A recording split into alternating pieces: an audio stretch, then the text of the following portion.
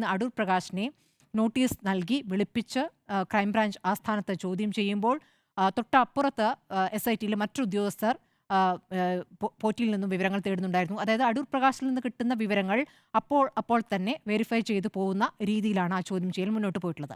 ഇനി അടൂർ പ്രകാശ് പുറത്തിറങ്ങി സംസാരിച്ച് നമ്മൾ കണ്ടതാണ്.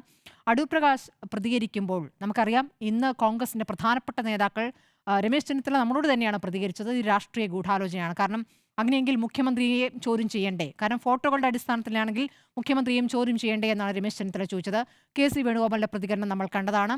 പക്ഷേ നമ്മൾ ഏറ്റവും ശ്രദ്ധിക്കേണ്ടത് അടൂർ പ്രകാശിനെ ന്യായീകരിക്കാൻ പ്രതിപക്ഷ നേതാവ് തയ്യാറായിട്ടില്ല. ഒരു പ്രതികരണവും അദ്ദേഹം നൽകിയില്ല എന്നുള്ളതാണ്. ചോദ്യങ്ങൾ ചോദിക്കുമ്പോൾ അദ്ദേഹം ചിരിച്ച് വാഹനമെടുത്തു പോവുകയായിരുന്നു. അദ്ദേഹം നയിക്കുന്ന യാത്ര തുടങ്ങി 2ാം ദിവസത്തിലാണ് പാർട്ടിയെയും മുന്നണിയെയും പ്രതിരോധത്തിലാക്കിക്കൊണ്ട് അടൂർ പ്രകാശിനെ SIT ചോദ്യം ചെയ്യാൻ വിളിപ്പിച്ചിട്ടുള്ളത് എന്നുള്ളതാണ്.